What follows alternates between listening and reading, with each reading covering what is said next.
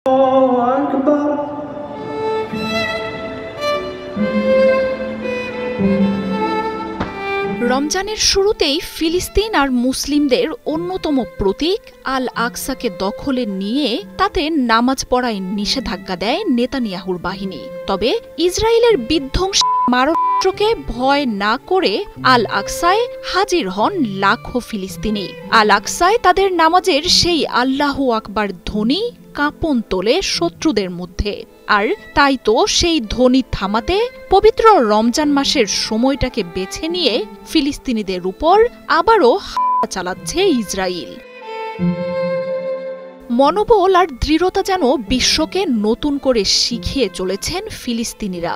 এখন যে কোনো ব্র্যান্ডের পুরাতন এসি বদলে নতুন ওয়ালটন এসিতে উপভোগ করুন 25% ছাড়।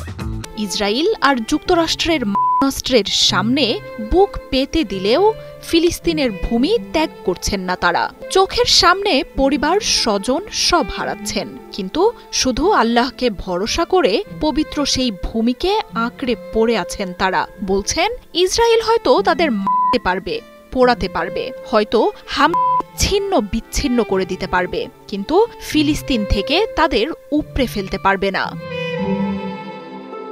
আর ফিলিস্তিনিরা তাদের এই বিশ্বাসের প্রমাণ দিয়েছেন বারবার। রমজান মাসের শুরুতেই পবিত্র আল আকসা মসজিদ প্রাঙ্গণে ফিলিস্তিনিদের প্রবেশে জারি হয় নিষেধাজ্ঞা। 12 বছরের বেশি বয়সী শিশু এবং 55 বছরের কম বয়সী পুরুষকে আল আকসায় যেতে না দেওয়ার নিয়মও জারি করে নেতানিয়াহুর সরকার। মোতায়েন করা হয় সামরিক বাহিনীর 3000 সদস্য। তাদের হাতে তুলে দেয়া হয় মারণাস্ত্র। কিন্তু রমজানের প্রথম জুমায় আল আকসায় যেন মানব ঢল নামে। ফিলিস্তিনের সব প্রান্ত থেকে সেই মসজিদে জড়ো হন লাখো মানুষ। ফিলিস্তিনিদের এমন ঢল দেখে পিছু হটে নেতানিয়াহুর সেনারা। আর আল আকসায় লাখো ফিলিস্তিনির আল্লাহু আকবার ধ্বনিতে কেঁপে ওঠে আরেক প্রান্তে থাকা নেতানিয়াহুর দেশ। নামাজ শেষে মুসলিম আর গোটা বিশ্বের জন্য মোনাজাত করেন তারা। ফিলিস্তিনিদের এমন দৃঢ়চেতা মনোবল আর নেতানিয়াহুর আত্মবিশ্বাসকে এতটাই টলিয়ে দেয় যে নিরস্ত্র, নিরীহ আর অনাহারে থাকা ফিলিস্তিনিদের উপর রাতের আঁধারে বিধ্বংসী হামলা শুরু করে ইসরায়েল। সেহরির যে সময়টাতে ফিলিস্তিনিরা রোজার প্রস্তুতি নিচ্ছিলেন, সেই সময়টাতে যুক্তরাষ্ট্রের দেয়া বোমা আছড়ে পড়ে ফিলিস্তিনিদের উপর। অব্যাহত সেই হামলায় প্রাণ পাচ্ছেন শত শত নারী ও শিশু। একই সাথে আল আকসাতেও ইসরায়েলি বাহিনীর নিরাপত্তায় তাণ্ডব চালিয়েছে সেখানকার দখলদাররা।